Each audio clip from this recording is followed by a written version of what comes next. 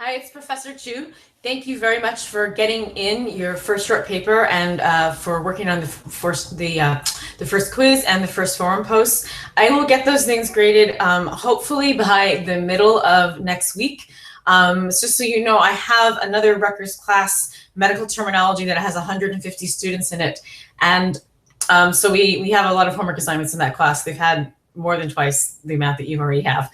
And anyways, everyone keeps me very busy.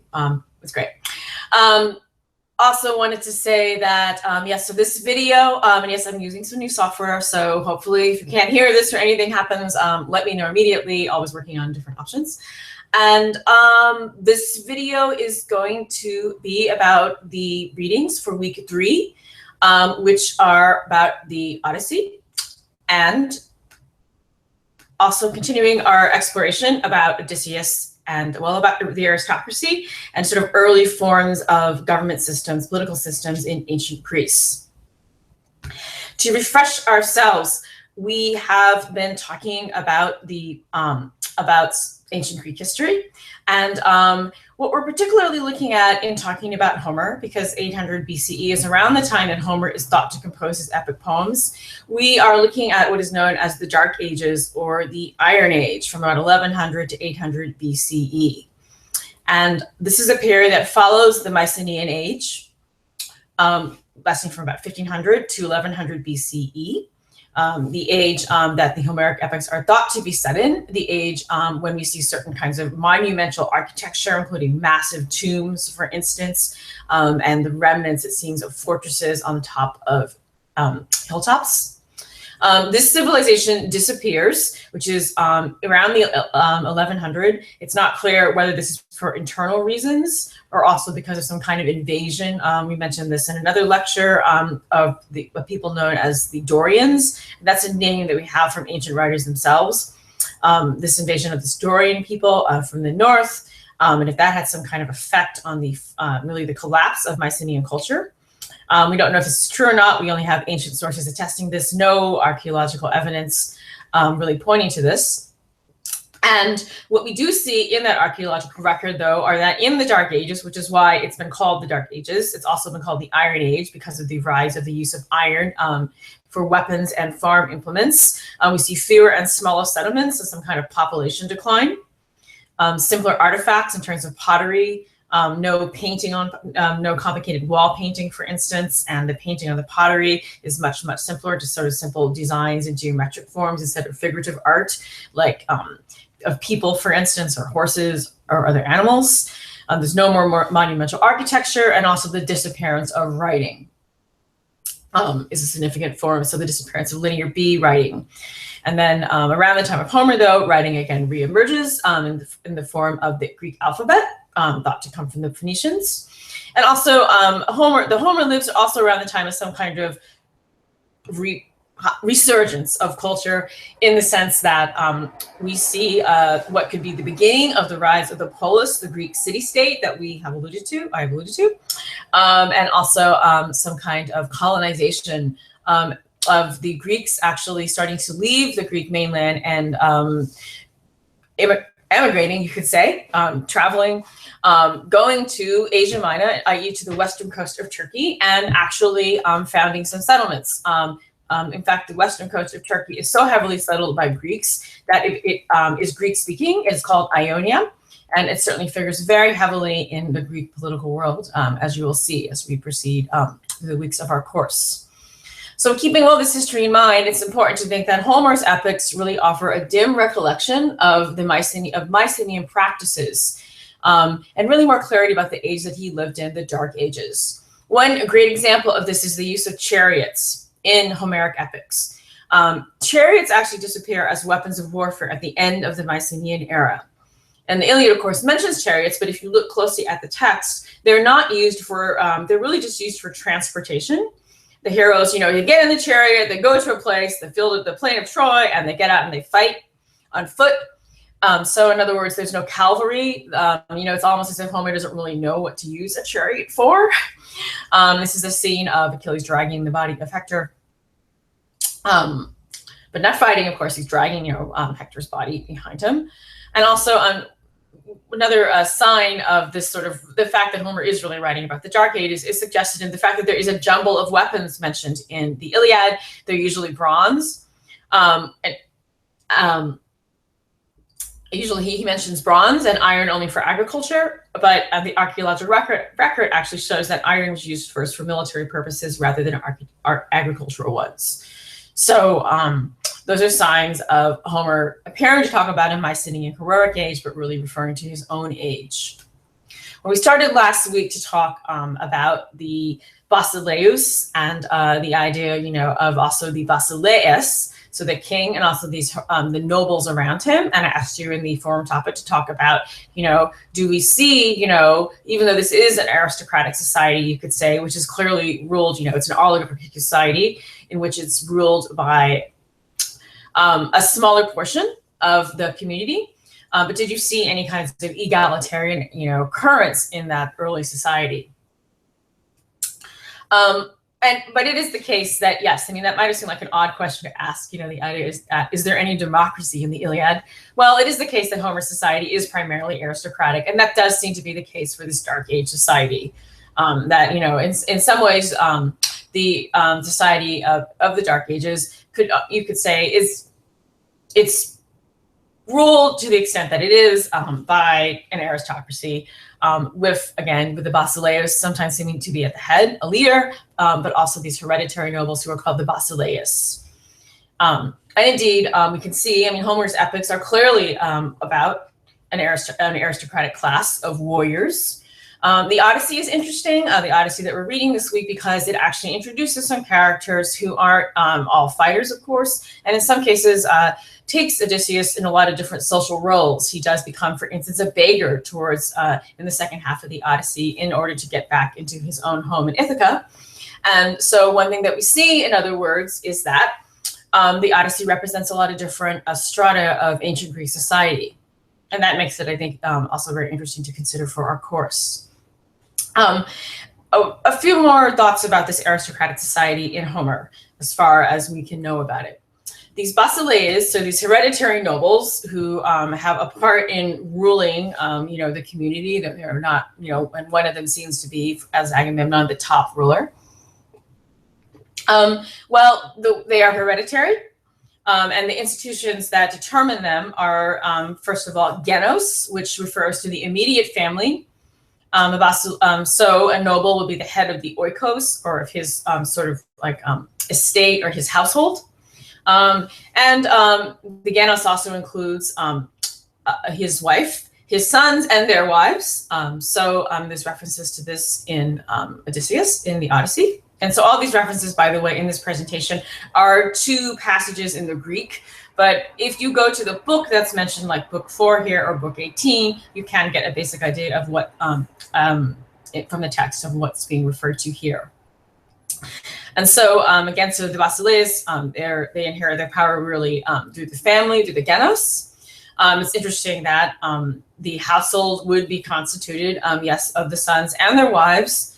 And also at the death of the head of the oikos, or the household, his property would be divided among his sons at his death. And the word for that is a kleros. So that's the sort of inheritance, or the portion of a man's land that a son would receive at the death of his father. This is a patriarchal institution, this family, with the marriages of these sons arranged by the head of the household. So, the sense of, the basileus is the head of a household. And in the early age in Greek, it seems that even in the Dark Age, that not only would the bride's family have to provide a dowry, which would endow a new household, or in other words, contribute to the genos. But the would-be husbands would actually offer bride gifts, or to purchase a bride. And the reference here is to some lines that Penelope speaks to the suitors, saying that they're not, bringing good enough gifts to impress her, if they really want to be serious suitors, so to speak. So this notion of the bride gift or purchase of the bride, the idea is that the suitors or the would-be suitors in wanting to get a bride would actually have to somehow, impress a family, that they would have enough wealth in order to, take the daughter of a family. Other aspects about marriage, and in this dark age, marriage is arranged again by the head of the household. And daughters, of course, you can see here, they leave their houses to go, their household to go live with their husbands. It's also not uncommon for marriages to occur outside the community for the aristocracy until the Archaic Age. Whereas for the common people, the demos, marriage usually occurs within the community, again, to preserve inheritance. And so, of course, one reason aristocracy would want to marry outside the community would specifically be to in order to form, for instance, political alliances. In Homer, one thing that we can also see is that women often seem to have a kind of higher social status than they actually do in later times in ancient Greece, with some kind of freedom outside their household. In particular, if you think about Penelope and Nausicaa, Penelope wields an incredible amount of power. She doesn't have anyone telling her she has to marry the suitors. They do court her, but she's able to keep them at bay in the Odyssey. And Nausicaa, the young woman princess who rescues Odysseus when he washes up onto the island where she is, Phaeacia, she's an interesting figure in that she's a young girl. She goes outside of her house with only her other maiden friends to do the laundry. But what you can see if you think of Penelope and Nausicaa is that they have a lot more freedom in their communities than women will in the later era of Greece. And one way you can think about this is that women at the time that the stories in the Dark Ages of Homer were set live on estates in the countryside, whereas there's a huge move towards populations living in urban centers, for instance, in classical Athens, in which women will end up being excluded from many key social activities, which include drinking parties and athletics that are actually very typical of aristocrats. So, you could say that it's possible that women in this early Dark Age period actually enjoy a slightly higher social status with more freedom outside the house. We'll explore a lot more about the aristocrats later, but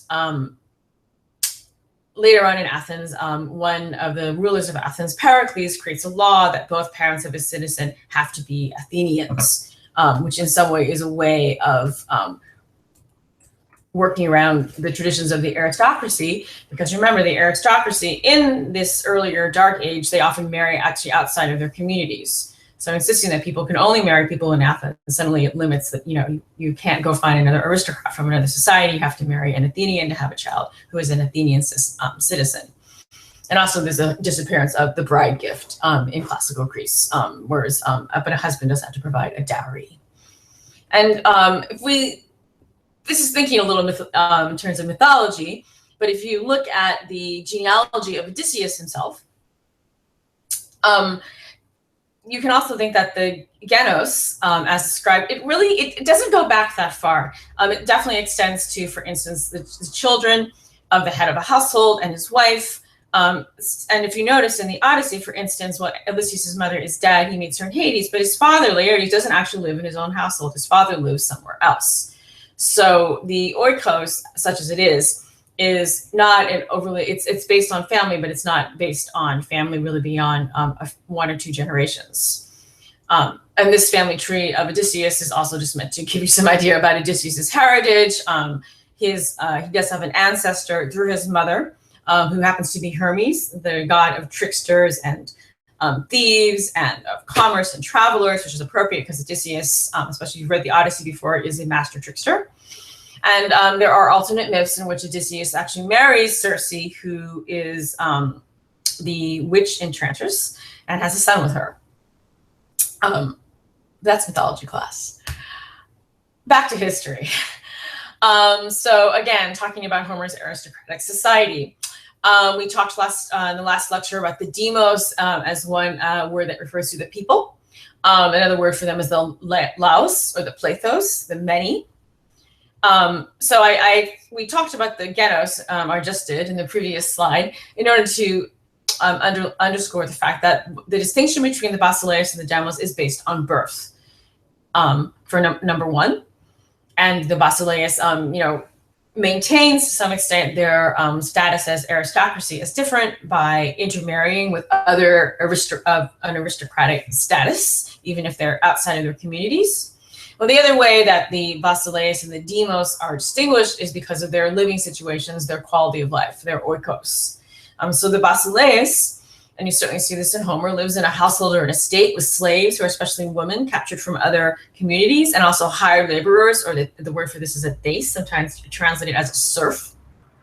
This is a reference to a famous passage in the Odyssey where Achilles says he would rather be the lowest deis, or laborer in the world, and alive, than rather to be a lord over all of the dead. Basileus lives in what's clearly an agricultural economy. So this is the pre-urban economy in ancient Greece.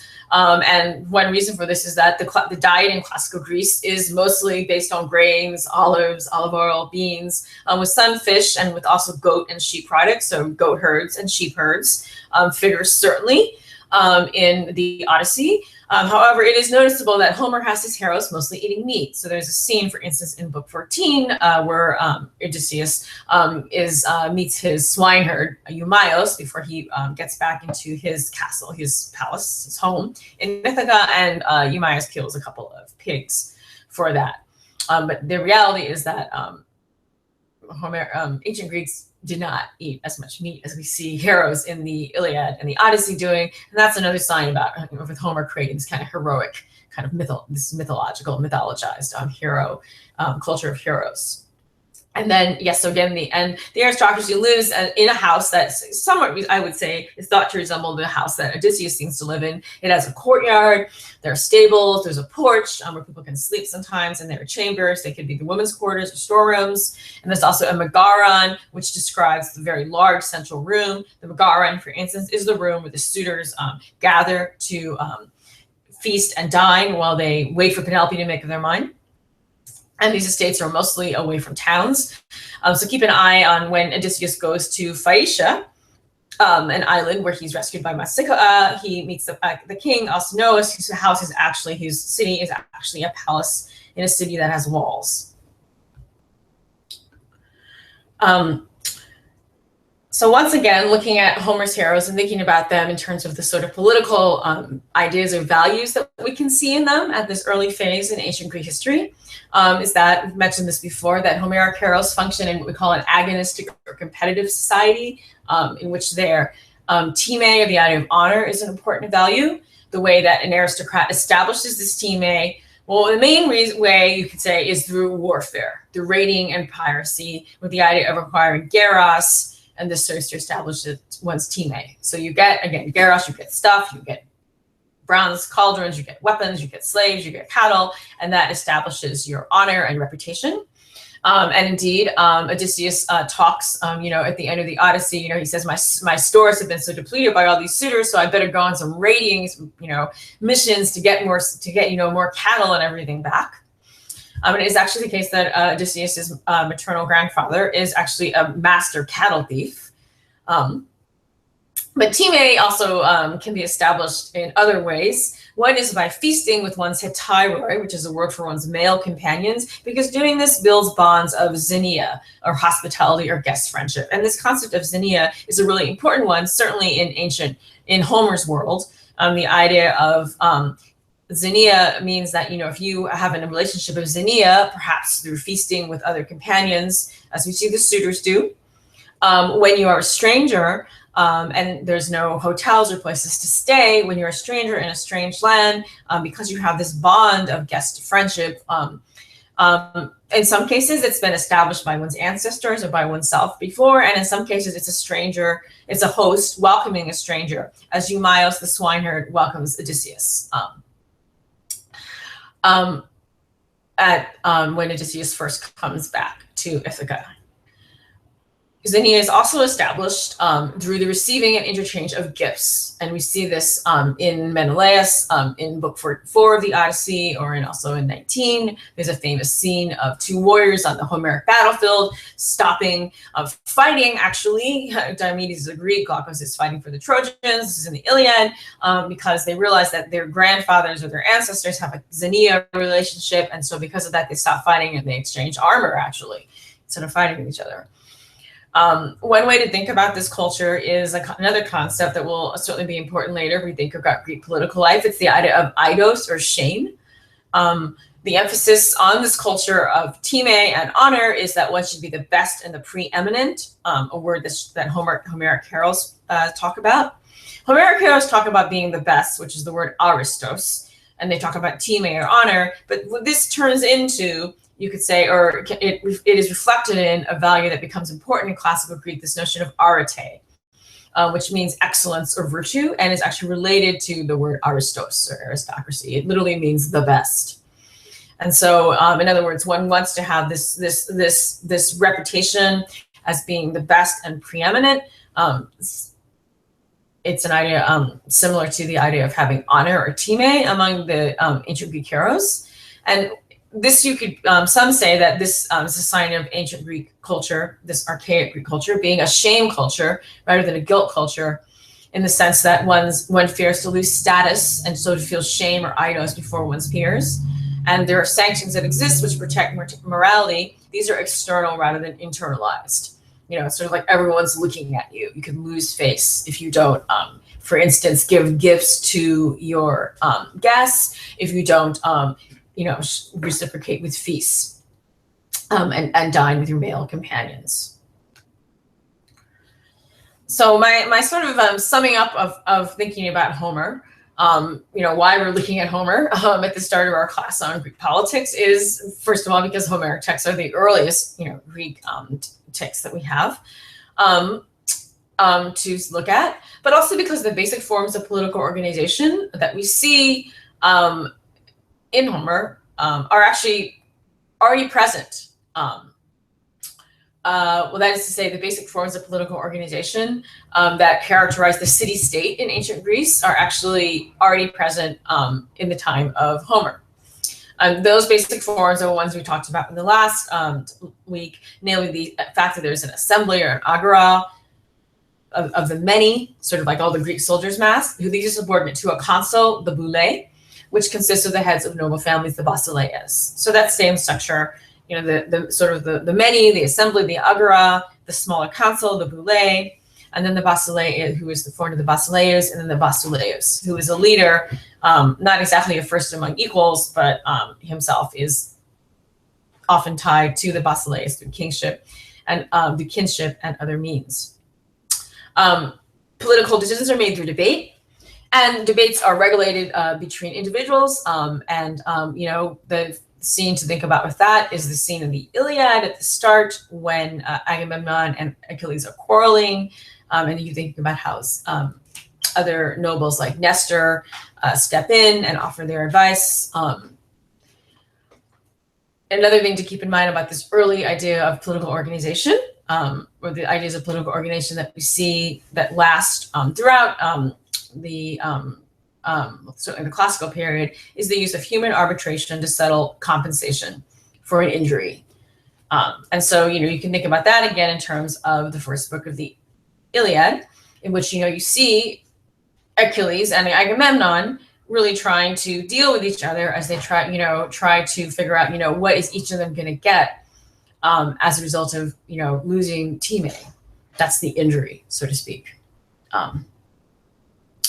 So again, keep in mind these early forms, the idea of the agora and the boule, and again, this is the form of political organization that will remain throughout the history of the polis, in other words. And it's interesting that already in Homer we see this emerging. The rest of this lecture is a quick overview of the Odyssey, which we are reading this week. Some things to keep in mind while you are looking at it are, the Odyssey, like the Iliad, is a very long poem with a lot to get a handle on. And the Odyssey, though, helps you out because in the very beginning of the poem, Homer really tells you what his poem is going to be about. One way to think about the Iliad versus the Odyssey is that the Iliad starts with literally with the Greek word menon, which means rage, especially the rage of a god. It's applied actually to Achilles, so it's unusual to say that he has that kind of rage. And of course the Iliad is a poem about the Trojan War, about fighting, about the preeminent fighter among the Greeks, Achilles. Whereas the Odyssey starts with the word andra, which means man, and it is very much, this story of the cunning hero, the wanderer, blown off course time and again after he plundered Troy's sacred heights. And then the suggestion here of the cities he saw, the mines he grasped, the suffering deep in his heart at sea as he struggled to survive and bring his men home, but he could not save them, hard as he tried, the fools, destroyed by their own recklessness when they ate the oxen of Hyperion the sun, and that god snuffed out their day of return. So you could say, we do see Odysseus here as a basileus with his men. And, you can't exactly categorize them, I think, as either the demos or they're not basileus. That doesn't seem to be the case for his crew. They don't have names. They don't have identities. If anything, Odysseus has left the other basileus behind in Troy. They're all trying to return home. But notably, only he returns home. That's certainly a big theme of the Odyssey. This is the opening of the Odyssey in Greek. Androma en pemisa polutropon hos malapoda plankte pejroies hieron patiathon person. I've transliterated here into English, and I just wanted to draw your attention again to how Homer articulates some of the most important themes in these early lines of his poem. That it's about a man, Andra, just as the muse. Odysseus is said to be many-turning, which is one of the epithets of his. In this case, many-turning refers to Odysseus's resourcefulness, and also his ability to get out of difficulties, dangers, using his intelligence. But other things to note are, Odysseus is often referred to in terms of many things, and that's a sign in some ways of, epic poetry. Epics are long poems about, many different peoples that he sees, many different, things that he goes through. He's much enduring, but it's also meant to show how varied Odysseus' experience is. He's of many counsels, polymatus. He's resourceful, polymekanos. He has many devices at hand. We see this word poly also early in the first lines of the Odyssey. Polon, danthropon, is a reference to the many people, the cities of many people that Odysseus is said to know or to somehow encounter, to get to know on his travels. He also gets to know their minds, their mindset, what way they thought. So one thing that he encounters in his travels is, something that we all discover when we travel. People are different in other places. Also, another main theme of the Odyssey, of course, is that he suffers much. Paula, pathen, algea, hon, katadumon. He suffers many pains. And interestingly, his crew, his mostly nameless crew, are referred to as the fools in the start of the poem. They don't return home because in some ways they can't restrain themselves like Odysseus does. That's why they're deprived of their nostos. Nostos is a Greek word that indeed means a journey home, a return home. And of course, the great theme of Odysseus is that he wants to return back home. Nothing is sweeter than your own country and your own parents, not even living in a rich house, not if it's far from family and home. And think of this phrase again in the Odyssey, especially if you read this poem before, in terms of the ideas of the aristocracy and the genos. The typical basileus, not fighting at war, would be living on some kind of estate, surrounded by, his family, maybe with his parents, either in his household or nearby, with his own children and his wife and his servants, and that would actually be his state, shall we say? It's the when you're looking at, for instance, the depiction of the Phaeacians. That's where you'll see a king, at home, surrounded with his family and his followers, his subjects, in his own home, and very settled. Traveling then in the Odyssey, it really takes, it's one thing that I think kind of emerges in looking at the Odyssey is it's when how do people know when you're traveling that you are who you are? Odysseus is a basileus when he's at home, but when he's traveling, his identity is not apparent, and indeed it keeps shifting. And Odysseus, indeed, as I said, takes on many different roles over the course of the Odyssey. And this theme of traveling and being a stranger in a strange place, it also reinforces, again, the idea of xenia, of having good relationships between guests and hosts. This chart, you should take a look at it on your own. It is from the University of Pennsylvania's Classics website, but it is an attempt to look at the chronology of the Odyssey and to kind of understand how the poem is structured. In the Odyssey itself, we actually start sort of in the middle of things, at the end, almost at the end of Odysseus's 10-year journey to get back to Ithaca. We start with the Council of the Gods. And think of that council in terms of it's kind of a boule, right? With Zeus at the head, and he's got his other basilees, the other gods around him, and indeed there are many scenes of consuls and of the gods taking counsel with each other in the Odyssey, and you should keep track of those as you read. So as you're reading the Odyssey, especially if you've read it before, think about how do you see a version of a council? Are there times when you see an assembly, an agora of many people getting together to discuss something, to gather? And of course, what do you see about kingship or leaders, especially political leaders? And and of course, as I said, we have Odysseus here, the leader who is in exile away from home. So this diagram, again, take a look at it. It starts with, it gives you the sort of the order of, the poem, dividing it up into books. The early parts about Telemachus, trying to, wondering what's happened to his father and going to Sparta, where he meets Menelaus and Helen. Another council of the gods, another boule, where we see Odysseus imprisoned by the nymph Calypso, and then being able to get away from Calypso. Getting shipwrecked, ending up on the island of Scheria among the Phaeacians, where he meets a girl named Nausicaa, who is outside of her household, and in many ways seems like a suitable marriage candidate for Odysseus. But of course, we know he needs to get back to Penelope. Odysseus tells the Phaeacians about his adventures, so his travels. And so this other side of this chart, what it does is it makes the point that Odysseus' adventures, of course, happen in chronology first. He leaves Troy, and then he goes on all these adventures, Lotus Eaters, the Cyclops, etc., the Sirens, the underworld. And his adventures really take him up to the point when he ends up on Calypso's island. And then it's when we see, the council of the gods and the attempts, Athena is wishing to free Odysseus from Calypso and bring him back home. And then really starting in book 13, the second half of the poem all moves in chronological order. Odysseus comes, in fact, the second half of the poem all happens on Ithaca, and it's all about Odysseus trying to get back into his household. What's interesting about it, again, is the idea of Odysseus playing different roles. I mean, he is the king. He's, the only king of Ithaca, but he's been in exile for years. He needs to come back home to claim his rightful place in his oikos, among his family, his ghettos. He has all these suitors who are not common, there are aristocrats. They're all actually viable candidates for Penelope's hand. So in other words, he comes back into a group of younger basilees, another group of nobles. And somehow Odysseus, has to prove himself that he is the preeminent basileus. Just as, Agamemnon in the Iliad has to assert his authority as the preeminent basileus. And I just mentioned here some of the roles that Odysseus takes in the Odyssey. He's a traveler, of course, but also he's no man, the name that he gives himself when he talks to the Cyclops. And in some ways, he really is no man. He is nobody when he travels, because he is separate, far away from his estate, from his oikos.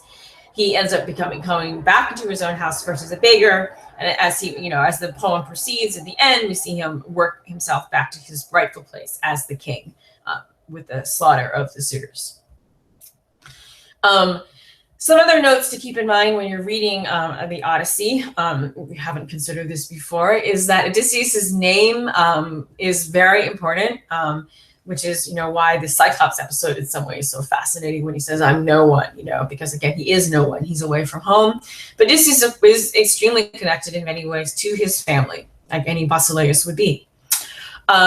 His name actually it has been connected by a folk etymology to a Greek word odusasthai, which means to be angry. So Odysseus' name actually means to be it's been translated by Lombardo as odious, partially because that kind of sounds like Odysseus, but as someone who is distasteful, who is, is not liked, is, considered to be kind of, let's put it this way, a pain. And, you know, you could say, well, that's what Odysseus literally is to Poseidon, certainly when he becomes to the Cyclops.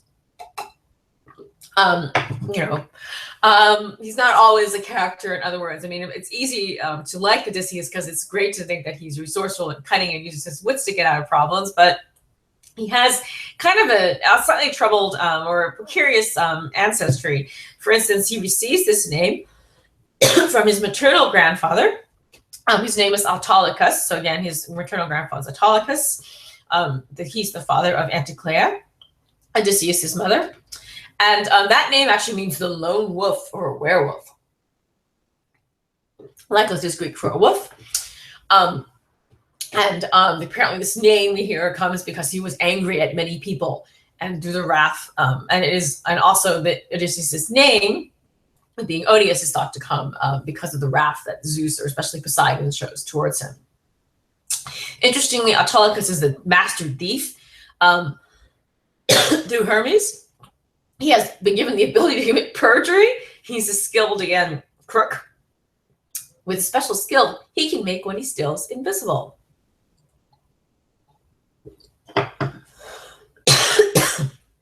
Also keep Odysseus' name in mind, because sometimes he's not called by his name. He's called the son of Laertes, after his father.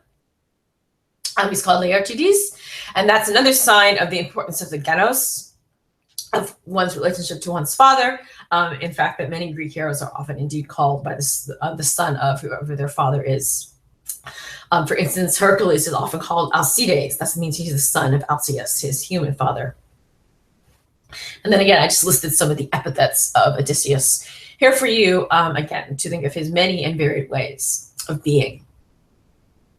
So again, in reading the Odyssey, what I'd like you to do is to especially to keep note of those who are rulers or kings like Alcinous and Phaeacia, Aeolus, the king of the winds, Zeus himself.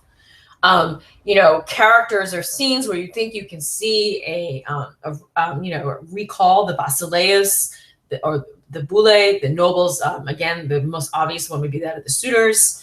And I also mentioned that the Odysseus' crew seems to be more comparable to the notion of the demos, because they don't have names. Of course, the suitors don't have names, but they are clearly sort of depicted as lesser than Odysseus himself. He is clearly their leader. And just to return back to the screen, well, okay, so as always, keep your questions coming to me about questions or essay topics and such, and I will get everything graded for you as soon as I can. And I hope you enjoy reading some more Homer and thinking about Homer's epics in terms of ancient Greek political institutions. Especially if you read these poems before, I think it's an interesting way to reconsider a familiar poem with a slightly different way of thinking about what does it tell us about ancient Greece.